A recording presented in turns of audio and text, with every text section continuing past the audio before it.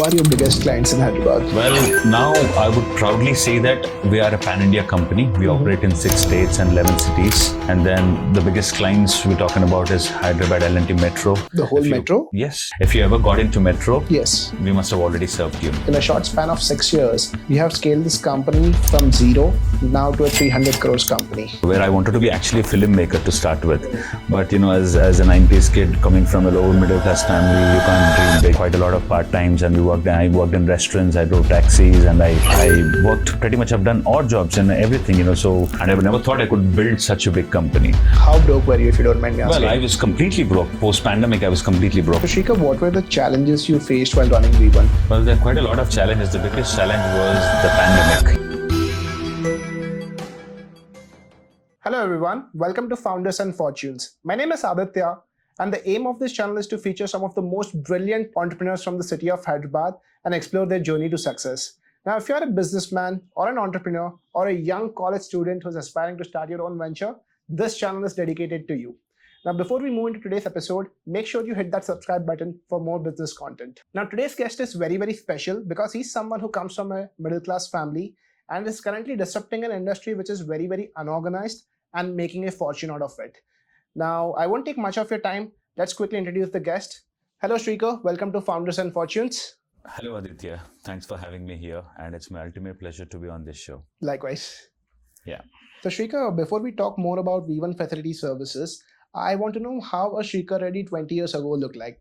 Well, we're talking about 2 decades ago. I am a typical 90s kid. We are blessed to grow up in 90s. We have seen 2 generations. We've seen the revolutionary changes. And we are that such blessed generation where we vibe with the yester people, and also we vibe with the younger generation as well. So 2 decades ago, a guy going to school thinking of not thinking much, that is what we 90s, we had limited dreams, just finish off your schooling with good marks and then go to college, crack your MCET, either doing medicine or engineering or graduation, and then come back and then do masters if you can, then get a good job and then have a settled life. That's what we could dream of, at least, as we didn't have kids. Instagram back then, so yeah, we had limited options. We didn't have any platform, to be honest. We didn't have mobile phones at all, actually, to our generation, to be honest, actually. We had landlines, that too in the later part of 90s, and we had these mobiles heading in the mid 2000, we're talking about 2005, 6, that's the era where we actually had our hands on the mobiles, actually. True. Yeah.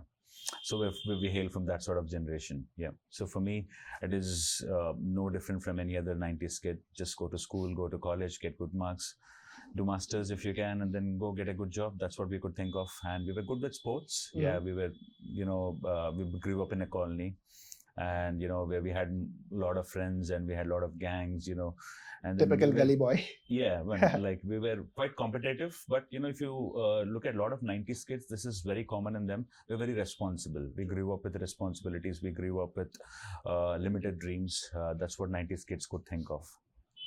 So Shreekar, tell me something about how you started your professional career.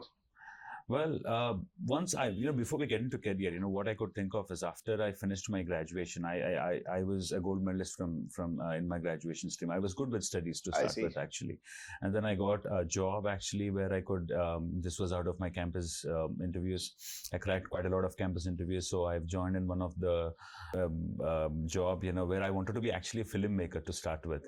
But, as a 90s kid coming from a lower middle class family, you can't dream big. This is quite, it is audacious to think of being a filmmaker or being a film director or something like that. One thing was good in me was I could dream something, and I'm good at expressing that, and I'm good at painting that. I could communicate it. I could sell my vision. So I thought I could be a filmmaker, but no. And then luckily I got a call up from a good university to pursue my master's in business administration in UK. Okay. And then I fled to UK, and then I lived there for a decade. After my master's, I ended up living there for 11 years. And what were you doing after you finished your master's? Everybody takes up a part-time job and basically explores themselves out as to what they want to get into, and eventually they settle down with a particular job. So what was your working journey over there like? Well, see, for me, most of my education, I funded it myself, because I was at the topper. Most of my graduation fee was waived out.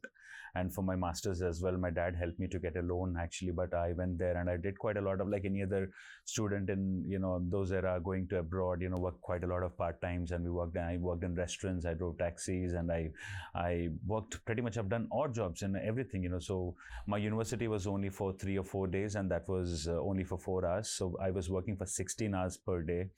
And then I used to sleep for 4 or 5 hours, and then I used to have university for 4 or 5 hours.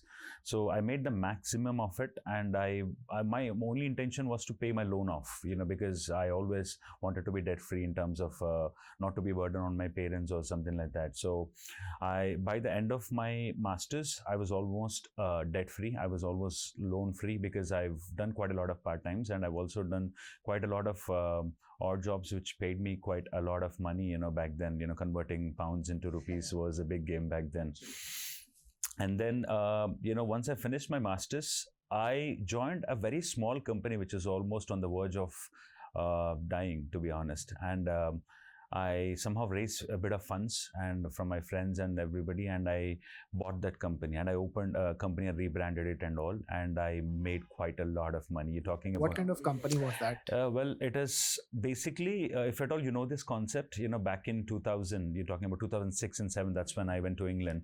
So we used to work in quite a lot of pubs, and Liverpool. Liverpool is a place where I did my masters, and Liverpool was a city known in England for quite a lot of pubs and quite a lot of street hopping and pubs and all. Pubs and football. Yeah, pubs and football. Football was a religion back there, So I had fans of Liverpool. So in pubs, what we had was, we used to click pictures in the pubs, and then we used to immediately take printout of those pictures and put it on keychains, and we used to brand the pub as well. And also a lot of people who used to go out for a good night time, so they wanted to get themselves clicked, and they wanted to have a merchandise memory to take home. So we've cracked that business, and we made quite a lot of money out of it. So, and I called a lot of my friends, and my brother also fled to England to pursue his master's. So I got involved all of these guys to work for me, and for them this was not a job, this was fun for them. So we made quite a lot of good amount of money for a couple of years. Also, you entered this market at the right time, because not a lot of smartphones existed back then. Yeah, so we never had a lot of good smartphones. We had a basic set of phones, but we were handling good DSLR cameras, the Canon 500Ds, or we're talking about back then Canon 500D was a big thing for us. It was a big toy to handle with. So we somehow raised some funds, and we started off with a couple of pubs, and then we have extended it to a lot of pubs in Liverpool, and we were the biggest company in Liverpool, handling this sort of trade. And then we've extended ourselves to Manchester, to Leeds, and to Preston. There's quite a lot of northeastern cities of England actually. And how long did you continue that business for? Well, back then, uske baad mein, then what we have done is we've seen that was a short stint, and then we have seen the market was changing, and then we were not making much money, and then we've sold the whole equipment off, and then we had that quick exit. And then I got into sales, so this is, yes, I've studied masters, MBA in marketing. So for me, I was always good at talking. I was always good at selling to start with as a personality. But for me, sales was not easy, because I was the most introvert in a room, if you look at. But all this confidence, I've built it, I've learned it in sales, So I've joined a network marketing company, and then I had good mentors who coached me, and then I've started my journey as a field representative. And then I've picked the game so quickly, and I've understood sales, and I've understood how sales work, and how the concepts of sales. I've studied sales, and I've kind of understood what works, and how to get good at sales. So when you say you were into sales, were you into typical door-to-door sales? I started off as a door-to-door field representative, and then we had a concept of actually building a team, and then I got an opportunity to get promoted to crew leader, where I was handling 7 to 8 people, and then we were generating quite an amount of sales, and then we had certain criteria to hit, and afterwards, and then we had a bigger vision of getting promoted to a bigger concept of owning that company. So my promotion was one of the fastest promotion in UK's marketing outlets. So there were about a couple of hundred outlets, and my promotion was only 8 months, starting off from field to become an owner of a little marketing company, which my company funded. The concept was such. and we've nailed sales. We were back to back. We were high rolling the whole UK market, and we were all over the news back then. And we were high rolling not only UK, and we were high rolling the whole Europe as well. So we've minted sales. So, Shreekar, one question that comes to my mind when you talk about sales is, if you see in a country like India, when you talk about sales, a lot of people feel like people who didn't go to good schools or didn't go to good colleges or were not qualified enough to get good jobs, those are the people who get into sales. What is your take on this? Well, to be honest, sales is like any other profession. But what stands out in sales is it builds you as a person, not just sales. Sales, see, you can do any job to make bread and butter. You can do anything, in this world. Say the market provides you an opportunity to do anything to live yourself, to sustain. But what sales gives you apart from bread and butter is confidence. It'll help you to understand the market dynamics. It'll help you to understand yourself more than the product.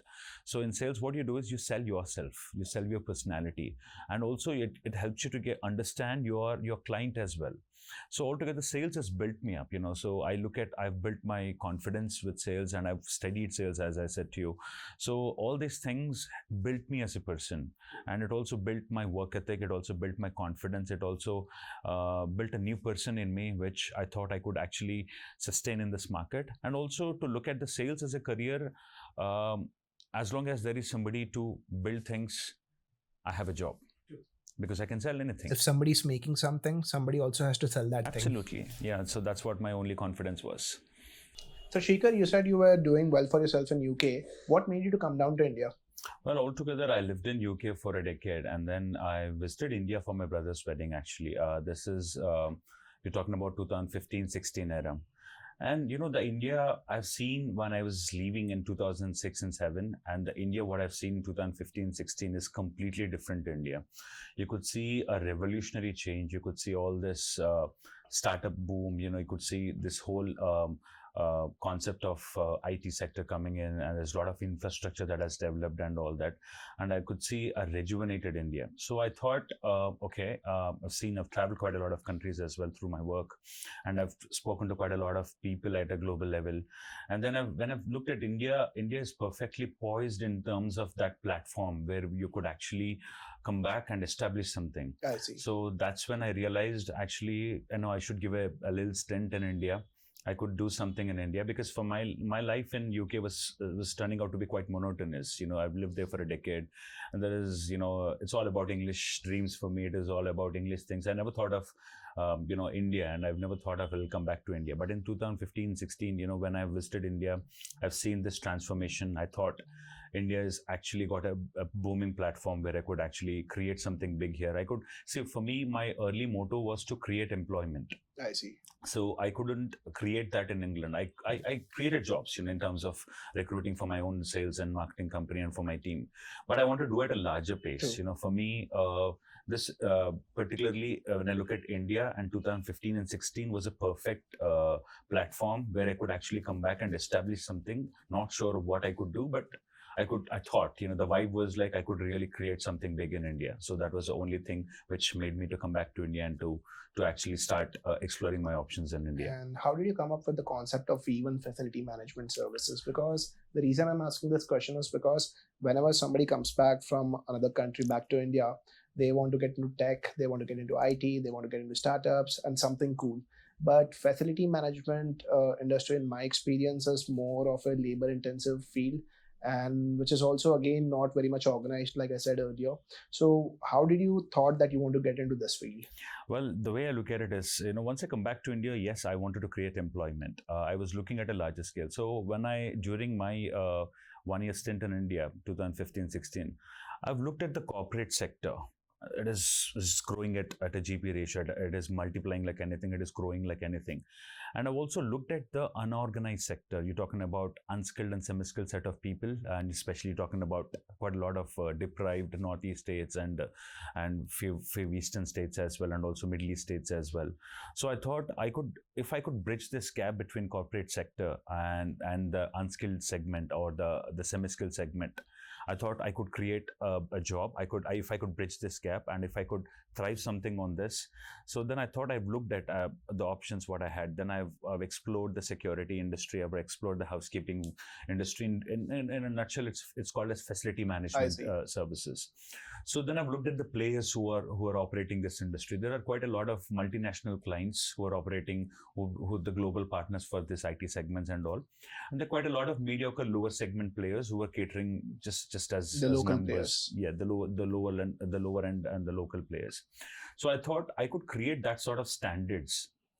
If I could deliver that sort of standards, the multinational standards, or at least the national level standards at a pocket-friendly rates, as a homegrown company, if I could bridge this gap, and I thought I had a job. And then back then, so what I've done is to gain experience, because for me, I'm still new to India at that point, because for a person living out of India for 11 years. You forget what India was like. Yeah, because, you forget the roots as well. Sometimes you end up talking in English as well, so. Your accent changes. Yeah, your accent changes. Changes. Yeah, it took me quite a lot of time to get back to my Indian accent and all that. Even though, living abroad is still being Indian, still with Desi from inside. Desi from inside. Yes, always. We still eat Desi food, we watch Desi movies, and everything is Desi about us. But still, for me, in terms of career, in terms of job, or in terms of business, it's still alien to me, because the India is completely new. So I thought I should do a job. I should work for a small or a medium-sized company who are already in this industry, and then let me see, understand the legalities, understand the market, the segmented market, and let me get the vibe of this unskilled sector. So then I have joined a medium-sized company, and then within 8 months to 1 year, I built that company to substantial level. By then, I understood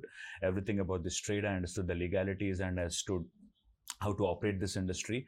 And with my own USPs and all that, I was already all equipped to actually come up with my own concept of V1 actually. One question that comes to my mind after hearing you talk about this industry is, you deal with a lot of blue collar people, right?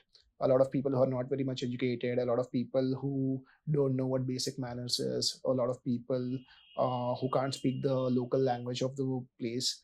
So how do you deal with these people? Because I also run a creative agency, and for my company, recruiting the best people is the most difficult job.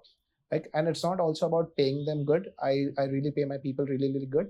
But also the problem, what happens is finding the right person. You have to do a lot of interviews, screen them, and eventually once you do a lot of interviews, you find that one good person. How do you recruit people who are ready to get into the sector? See, Aditya, I'll tell you, once I've understood, say I was talking about my journey as 1 year working for a medium-sized company and building that company to a substantial level. What I've done is I've understood how to recruit people. So as I was talking about bridging the gap, I understood how to actually source people. There's quite a lot of huge amount of manpower, especially in northeastern states, who are looking for a job, who are looking for a breakthrough in their life, and who wanted to be self-sustainable. And there was quite a lot of revolution going through the northeastern states as well. A lot of people going out to work. Earlier it wasn't the case. They were only just based on agriculture, and they were only living with bare minimums. You're talking about the cost of living was as low as 2,000 or 3,000 rupees. Very simple lifestyle. Absolutely, subtle lifestyle. But as we're talking about 2016, 17, or 18, we're talking about somebody earning 15 to 16,000, who can live with 3,000-4,000 rupees in a town like Hyderabad, and sending home 10 to 12,000 rupees. It's plus the agriculture, they were already doing it. True. Because most of the basics were met through with their basic farming and all that, living in villages. So this was huge. We cracked down this industry. We've understood, somebody living here, working here, sending home 10 to 12,000 rupees was a good deal for them, because that actually took the poverty out of them. They could access education, they could access travel, they could actually eat 3 times food, and apart from the basic farming, and they were already sustainable back then, living in those states. And this 10,000 rupees to 12,000 rupees sending home was good. And also I feel, because these people, mostly their fathers of young kids who come down to Hyderabad, they see the standard of education over here, they see the lifestyle over here, and then they also get the little ambition of having those kind of standards for their kids when they grow up. The way we look at it is, we've inculcated they can also dream. True. We thought, if they could think big, they've seen Hyderabad evolving, and they've seen Bangalore evolving. They've seen a lot of metropolitan cities getting evolved, and this man force has played a huge and vital role in building those cities. True. They're the unsung heroes, the way we look at it. It's always the people on the ground. Absolutely, they are the unsung heroes. Today, Dubai is built with a lot of unskilled and semi-skilled people. True. Today, the whole Middle East is built out of True. it. And the way, talking about, the Indian metropolitan cities are built by these semi-skilled set of people or unskilled set of people. And they put in a huge effort, so they work. And for them, this is revolutionary as well, because their life's getting changed and they're getting used to the corporate way and the corporate life and everything. They started dreaming big as well. And now the second generation, they started bringing their wives as well here. They started establishing colonies of themselves. They started thinking of having the kids getting education in Hyderabad schools as well. Now we are proud that we started providing employment, and their lives have changed and their families have changed. True. It starts with one person and then it rubs over the entire family. Absolutely, yeah. So Shreekar, what sets V1 apart from all the other facility management services company? The reason I'm asking you this question is because in a short span of 6 years, we have scaled this company from zero now to a 300 crores company. Well, this is a story to V1 actually. As I said, I'm an accidental entrepreneur in terms of V1, because I never wanted to open, yes, I wanted to create employment, but I never thought I could create something as like what I've done at V1. And I never thought I could build such a big company. In 2018, October, when we started V1, I was the only guy in the company. I was the only person. I am the founder and I am the CEO of the company. And I started. When you say CEO, Chief Everything Officer. Well, pretty much an all-rounder. I was the only guy and I only had one client to start with. And then I had to deploy 5 or 6 security guards for them. And I was the only guy running for my uniforms and for my, I couldn't understand how do I build it. And even though I worked for another company, I've kind of learned, but I had to do everything. And then what I've done is slowly I started, signing up units, and unit is in our languages is signing up a client. Okay. So where we deploy our security guards or housekeepers and our staff. So, and then slowly I built it to 50 people until my first 50 people, I was the only guy. I was the administration guy and I was the HR guy and I was the field officer and I was the manager and I was the sales guy and I was the owner as well. True. So I had to, raise little funds to keep up, to pay for those salaries as well. And that's how it all started. But in 2018, what really, now we are in 2024. In 2018, we already dreamt of what we could be in 2024. Like you had the same vision? Well, whatever we are doing today, we've already dreamt or manifested or we lived in 2018. I've started this company with a strong blueprint of in 5-6 years where we're going to be and how we're going to be and what we would be doing in terms of size, in terms of the volume of the company, in terms of the employment we would create, in terms of people I would be associated with, in terms of transforming the guys in my company as well, and transforming lives in terms of people who are associated with us. So we've already lived or dreamt in 2018 itself how we would be in 2024. Right now in 2024, we already knew what we would be in 2030. It's all about the vision. It's all about dreaming, manifesting, or you call it as vision or whatever it is. You need to know in 5 years where you would be and start living that already and break it down. It's like the reverse way of doing it. And quite a few entrepreneurs do this, and I'm one among them. So we know what we're doing in 2030. So I'm going to break it down for my yearly plan and then my half yearly and then my quarterly plan and then my weekly plan and then my day-to-day plan and the next hour plan as well. So if I could hit all these checklists and boxes, and if I could hit 70 to 80% of the times, and I'm already in 2030. I would like to ask you a question on behalf of all the young students out there. When they're sitting in their first college interview, there's very cliche questions which they get asked. Where do you see yourself in 5 years? Now, you being a visionary, you saw in 2018 what 2024 would look like. In 2024, you're seeing what 2030 would look like. How would a young 18-year, 19-year, 20-year-old kid who's studying for a placement in the college, would envision himself 5 years down the line? Well, if you look at this, Aditya, the market dynamics have changed and the student perceptions have changed now. And things are different back then when we were, in college or student. We didn't have much to dream of. We didn't have much of market accessibility or we didn't have much to vision to think of or something like that. But today's generation are very clear in terms of their career, in terms of what they wanted to do. So firstly, I would tell a lot of these students in right throughout their college itself, it doesn't have to be of the consolidation of what they study. It doesn't mean if you're studying, medicine doesn't have to be a doctor. If you're studying engineering, you don't have to be an engineer. Now, graduation has become a norm now. You just graduate through any stream. But what you wanted to become is what you start dreaming as early as you can. True. Be it an employer or be it an employee or be it coming up with startup thing or be it whatever you wanted to do, start thinking at an early age. And I'm very proud when I'm very astonished by looking at this today's generation guys. These guys knew already what they wanted and they already started having those goals and they started working towards it already. So most of these guys know what they wanted to do actually. True. And I'm proud, to look at them. So Shreekar, what were the challenges you faced while running V1? Well, there are quite a lot of challenges. The biggest challenge was the pandemic. We started our company in 2018 and we were hit by back-to-back pandemic waves. You're talking about 2019, 20 and much of 21. The biggest setback was the pandemic, True. So the whole market was shut and the whole market dynamics have changed post-pandemic. And the biggest challenge was for us to sustain through that. True. Because I had guards to look after. And I had my housekeepers too. I had a huge staff, and I was already a size of 300-400 people by the time pandemic hit. And I had my core team to look after who operate this. So for me to keep up their salaries, to keep up their motive, and also to protect them, So I have lost one of my manager, in the pandemic, During so, COVID? Yes. And that was a sad story. And, we have set up ourselves an isolation center for my own staff. And luckily we were serving one of the hospital as well. So we have booked ourselves a set of beds for ourselves, So I'm proud to say that I've looked after my team and I've looked after my guys during pandemic for their families and for them.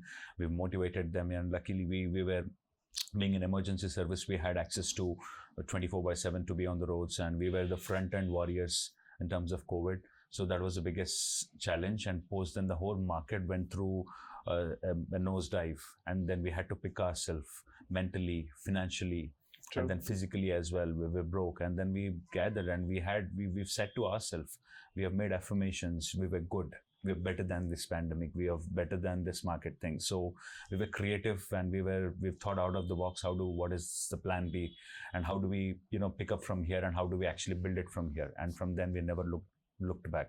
And what we are here, we built it in just 3-4 years. And now, so we are one among the top 10 companies in the country. Who are your biggest clients in Hyderabad? Well, now I would proudly say that we are a pan-India company. We Mhm. operate in 6 states and 11 cities. And then the biggest clients we're talking about is Hyderabad L&T Metro. The whole metro? Yes, if you, not only security, we do housekeeping as well. I'll tell you with Metro, if you ever got into Metro, Yes.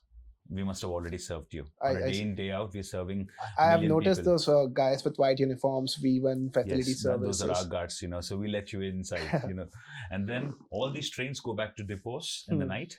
We clean them. Okay. We maintain them as well. So most of these trains, so we serve all the depots as well. We do the housekeeping, we do the cleaning of these trains, all the wagons. Train stations, everything. Everything. And also we clean the wagons. So all these trains are ready in the morning. So all the overnight, right now, while we're sleeping, my boys are working to get the trains ready for the next day operations. And also we secure the whole L&T Metro platforms as well so that we let you inside. Marriott, and we have L&T malls, and we have JSM malls, and we have quite a lot of malls. We're talking about quite a lot of studios, quite a lot of industries. We serve quite a lot of schools. We serve quite a lot of gated communities. I think all the top gated communities in Hyderabad are served by us. We serve nearly about 40 odd gated communities, and we provide end-to-end facilities like security, housekeeping, horticulture, project management, pest control, and pretty much technical services and everything. You name a service, everything to run a mall or to gated community or to an office or everything, we serve everything. I see. So Shreekar, being from sales, I don't think getting a lot of new clients was a challenge for you.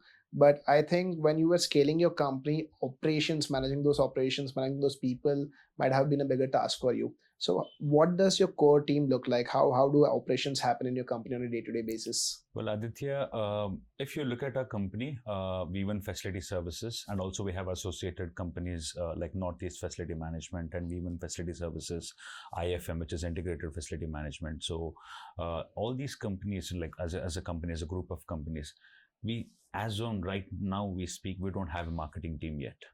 Our marketing team, we just don't have any business development team or marketing team. It has been the word of mouth. If True. somebody has seen a service in metro or any other gated communities and they've liked our uniform standards or our professionalism, they're like, and they looked at ourselves in the Google or Instagram, and we're there. We have a huge amount of following in Instagram as well. We have over 10,000 followers, and we have an Instagram, and we have over 30,000 followers in our Facebook page, and quite a lot of staff and clients, and quite a lot of people follow us. So we don't have a marketing team. And in terms of operations, what we have done is we've completely, if you look at the way I've built my team, so I've built V1 only 10%. Okay. I had a vision, I had a dream. I've only built 10% of V1, the first batch of V1. And then I've sold this vision to the guys, and the guys bought into this, and the guys liked this. And my guards got promoted to supervisors, supervisors got promoted to field officers got promoted to regional heads, and then branch heads, and then got into operation heads, and then we've developed a separate QRT team, which is called as quick response team. So we've separated, so we have a lot of departments in our company, and all these guys integratedly, they're performing well. And we have a great set of operations team and guys with a great vision. So you're telling me a guy who joins your company as a security guard can go all the way up to becoming a general manager? Absolutely, I would say. See, if I tell you some strange stories, my operation manager was a driver before. Is it? My vice president right now, we speak, was a delivery boy when he started his career.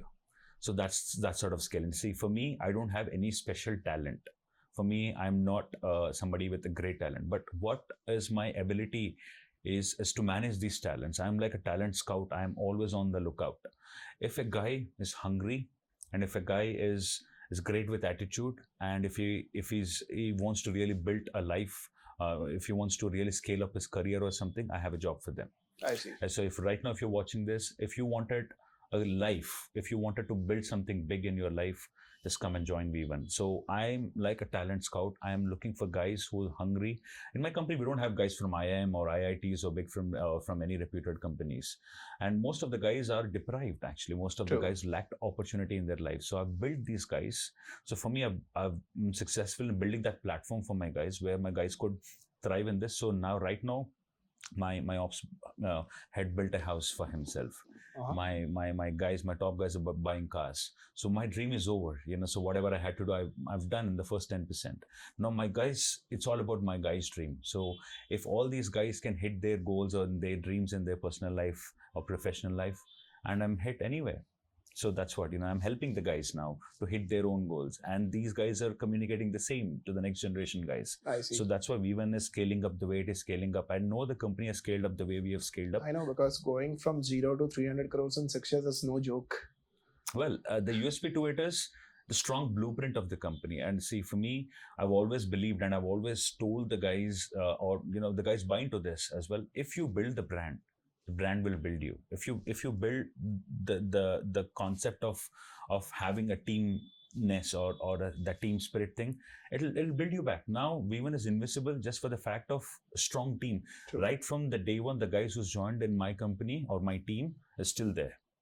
So I never believed in just adding people. I believe in building my own people. So it's like, I now have a pool of 3,000, 4,000 people. I wanted, I'm like, who's next? Who's the next happening guy in my company? Who wants to get promoted? Who wants to build a life for himself? So we don't have increments based on the time or the frame. So it's like my guy's salaries doubled up or, into 8 or 9 times as well, right from the day they start. I tell them, guys, write your own paycheck, so you build yourself. So the guys are motivated. They don't wake up in the morning thinking, oh, I got to go to a job. No, they're like, come, what's the challenge for today? They're excited. And until I push them home, they don't go home. They love to be in the office. It's like when you're working at your own family business, you don't look at the clock. It's only when you go to a job, you go like, does the clock strike 5 o'clock and you want to just go home early? But when you work at something feeling that it's your own thing, that is when the best comes out of you, and that is what also helps company to grow, I feel. Yes. And that eventually comes back to you. Well, this is what we've inculcated at V1. It's a friendly vibe in V1. So I'm never a CEO or a boss for them. It's always like, when they need me, I'm there on the ground. And now that I own multiple companies, it's different. But like I was a guy who's in the field with them. I had my share of beers with them. We've built our office through a friendly vibe. We've built the guys. We know in and out. We've always been there for their families and for them, and we've shared our profits with them. So I've never believed in taking something home. I've always believed in sharing it with the guys. So let's build it something big. Let's work like there is no tomorrow. I would personally work 16 hours a day, and I work 365 days. I'm talking about last 6 years. I don't even remember taking a break, not even for a festival or for anything. I don't believe I've fallen sick, I've taken off or anything. 365 days. It's just that high of working that you don't notice anything else. You don't tend to fall sick. You wanted something so badly, intense, that hunger, that passion thing, so you wanted this so badly. True. And that's vibrant, that's contagious. The guys feel it too, and the guys buy into it. So that blueprint which I was talking about, and that culture we're talking about, the guys are so intense at our company. They doesn't go home. I'm like, go home. And I had to convince their families, like, please, I'm letting the guys go off. Also, Shreekar, one thing I've noticed, and this is not the first time I'm meeting you, but every time I meet you, probably in your office or somewhere outside, your t-shirt always has this V1 badging, or right now the suit which you're wearing, it always has V1. And this is something I see very less in founders. Like they wear fancy suits, and while all the staffs are wearing the badge t-shirts or badge merchandise. So why is that so? Well, see, as I told you, build a brand, the brand builds you. If you look at if I look at my own Instagram feed, or if I look at my own WhatsApp feed or anything, I scroll down, I think 80% of the feed is all about, I could see V1 t-shirt or V1 sort of thing. So what we believed in, I don't know, this is crazy about it. Like, all my cars, I own a fleet of cars now, all labeled with V1. All my shirts, I don't wear it. See, for me, I'm a uniform guy. I believe in uniform. Right from a childhood, I believe in wearing a brand kind of thing. But for me, V1 is a passionate thing. I've built this. That's your now brand. I could see everywhere in social media footprint, or if you're talking about vehicles, or if you're talking about guys wearing brand, or so. I could see a lot of guys, going back their home with my own t-shirts, V1 t-shirts.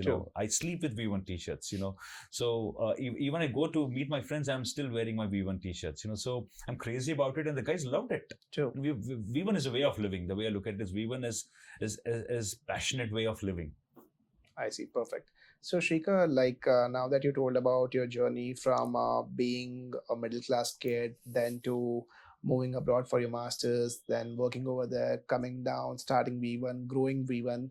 Now, I'm sure you are at a stage right now where you have made enough money and bought enough things, enough cars, enough houses. What motivates you to work further? Because a lot of people go like, okay, I have a goal, I'll hit that goal, and I'm done, I'll chill. And a lot of people today want to retire at 40.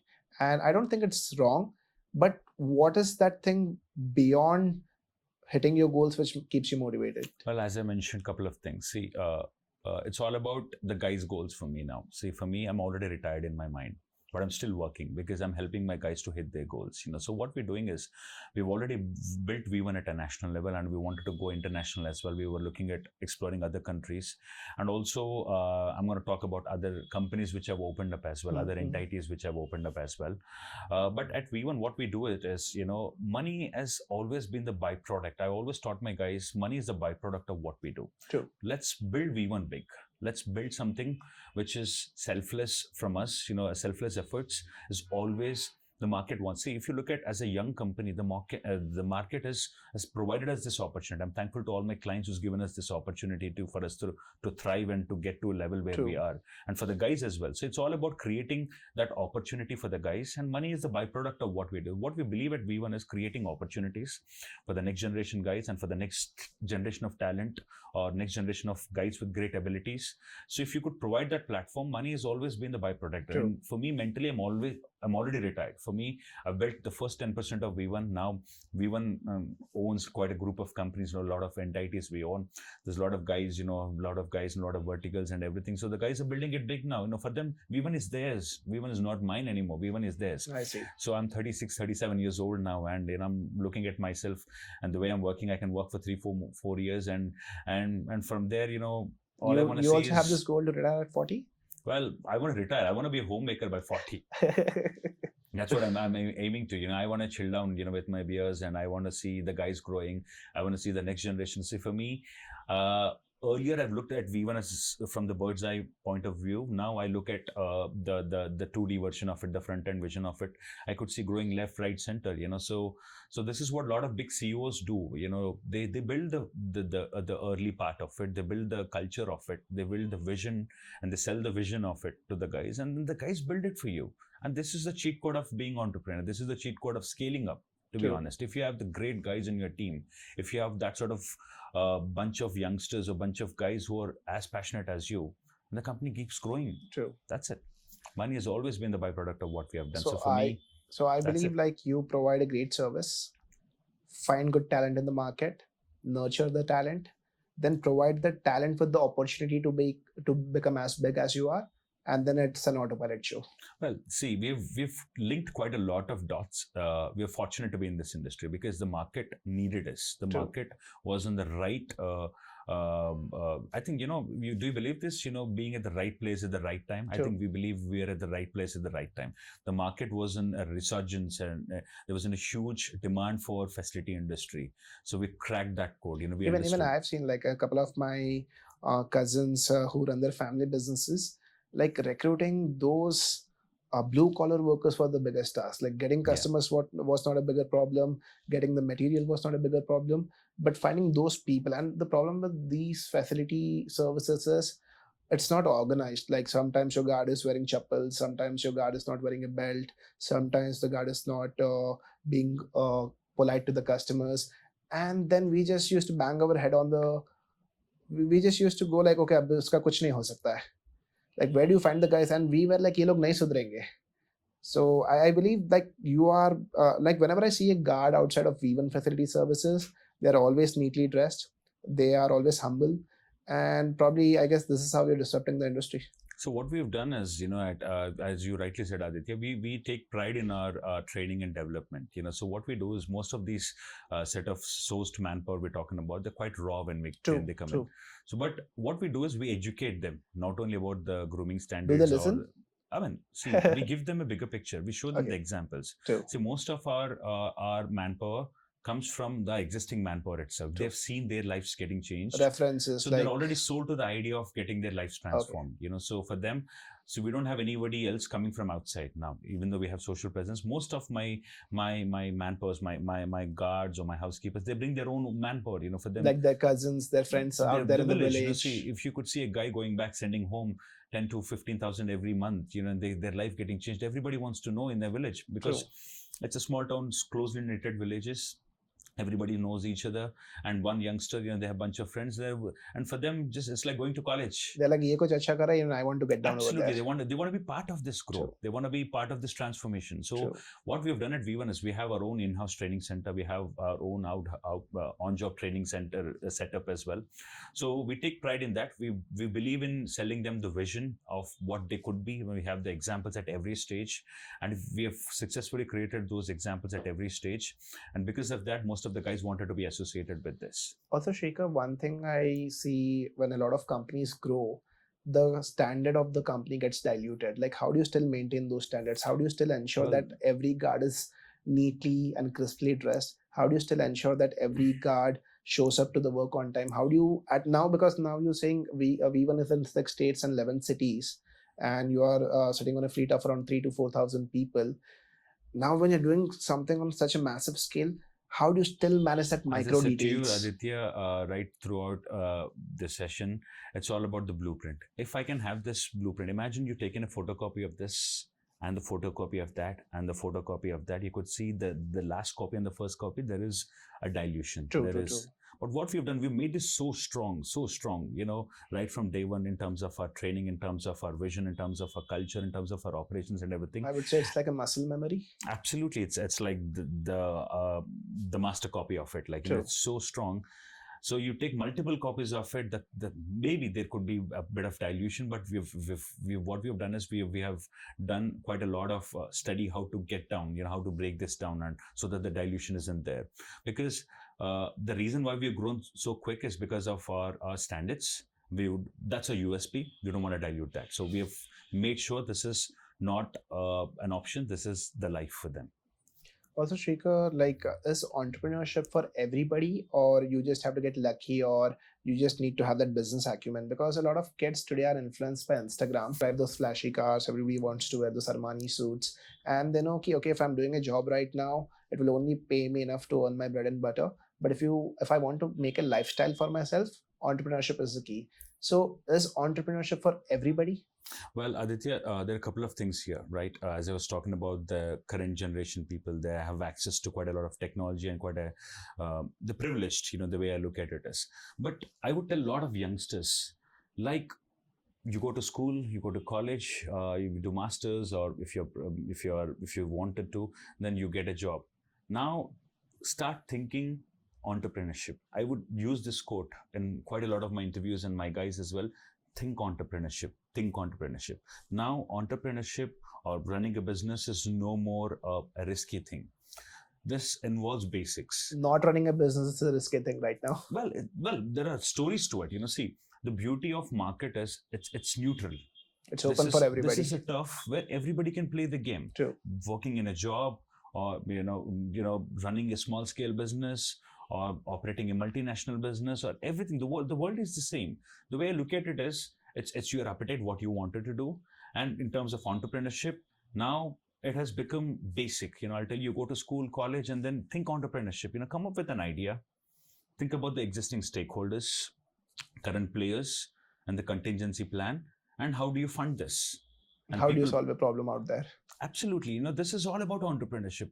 If the guys can crack this code, entrepreneurship is like doing a job. For me, I'm still doing a job. I'm the CEO of the company. I still do the job. So entrepreneurship is a different thing. Don't think entrepreneur. They made a taboo out of this. Business is risky. Entrepreneurship is an out of the box thing. But now entrepreneurship is, with all the tools and with all the guidance and the mentorship available and everything, it's basic. It's like a course. You need to understand what you need to do and just keep doing it and develop that USP, why you. And as long as you could answer yourself why you're still in the game. I see. That's it. So Shreekar, let's say a young college student is watching this podcast and who's about to graduate, and he's in a dilemma because today's parents are now changing, but a lot of parents are very conservative even today, because even if my son is, let's say, making 25,000 rupees a month in a very glamorous big glass building, and versus he has an option to build a career in entrepreneurship, parents always want their children to be safer. Why not? See, the way I look at it is, parents always wanted their kids to be safe. They don't want their kids to be adventurous. True. But what I'm reiterating to a lot of parents and the young generation kids is, entrepreneurship is not being a freaky adventurous ride anymore. It's all about sticking to basics. If you know certain basics in entrepreneurship, like, what is the cost that is involved, and how much money you need to run this business, and how much profit you could make, what is the scaling up idea, and what is your exit plan, as I was talking about, and how much you could save. Saving is also part of your profit and loss. True. So if you could put all these things and figure out this thing, entrepreneurship is a smooth journey. And again, will you fail? You might, but you need to know how to bounce back or how to exit. If you know these two things. Understood. And as long as you crack this, entrepreneurship is a smooth ride. So Shreekar, pretty much I understood everything about how your company operates and all. To conclude this podcast, I would just like to ask you one final question. What advice would a 37-year-old Shreekar give to an 18-year-old Shreekar Reddy? Well, this goes quite a lot of personal development. If I have to talk to a 17, 18-year-old me, I would tell myself to start saying no. I've always lived in, see, me as a personality trait, I could have done much, much, much better in my life if I could have said no to things. So like what kind of things? Well, beat anything, see, for me as a personality, I've never been in black or white. I've always lived in that gray area because, so the gray matters, so see, for me, the biggest problem is I couldn't say no to things, be it materialistic things, be it emotion-wise, be it, I'm quite a subtle guy. I'm very sensitive in that sort of thing. But over a period of time, as I started, I'm still practicing. I'm still not there. But if I would have to give myself an advice, a 17-year-old me, start saying no to things which you can't do. Understood. Start saying yes to things which you can. So no and yes, there is a thin line. just live and black or white, not gray. So start saying no. If you could say no to things, I think you've already achieved quite a lot of things. That's the most difficult part. Yeah. So, Shreekar, it was a pleasure having you over here. And the whole intention for me to do this podcast is to help a lot of people out there, especially the young ones, understand that even if you come from a middle class or for that fact a lower middle class family, you can go a long way, provided you seek right mentorship, provided you slog your ass off, and provided you do things right. Well, as I said again, dream big and work for it. If people think entrepreneurship is all about just only sticking to these basics, there's more to it. The biggest factor is your work ethic. There's quite a lot of times I was broke. There's quite a lot of times I've fallen. How broke were you, if you don't mind me asking? Well, I was completely broke. Post-pandemic, I was completely broke. I've lost my biggest guy, my general manager. I've lost him to the COVID. And I was financially broke a couple of times as well. And, people talk about mentorship. People talk about taking confidence from people and all that. The biggest confidence you could take from anybody is it has to be you. Because if I am here, broke a couple of times in my life, emotionally, financially, physically, by all means, and if I could rise and shine, you could do this as well. So the biggest confidence what you could take in your life is you. If you are here, still breathing, still sustaining, still surviving, then you've already a winner. So if you can take that confidence from yourself, and I think that's the game changer. So the biggest mentor for you is yourself. Yes, we'll learn from quite a lot of people.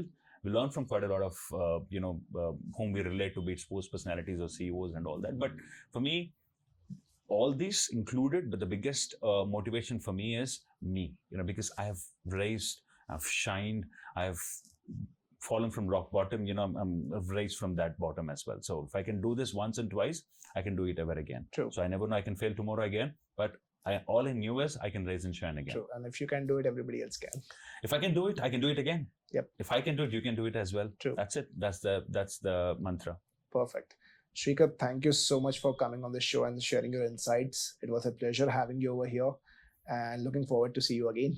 Well, great. And thanks. And I wish you all the best for the show. And I hope this turns out to be the biggest show in the town. And I want you to succeed. And knowing you as a personal friend as well, I've seen you growing as well. So much glory and much success to you.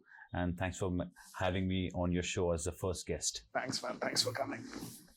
Great. Yeah. All right, guys. So that was Shreekar for you. If you would like to know more about him, just go on Instagram and type SHREEKAR for you, and you'll see his page. And yeah, thank you so much for watching this podcast. If you learned something valuable, don't forget to subscribe on this channel, because the whole intention of this channel is to showcase the stories of people who came from here and went all the way from there. So if they can, you can too. Subscribe on this channel. Thank you.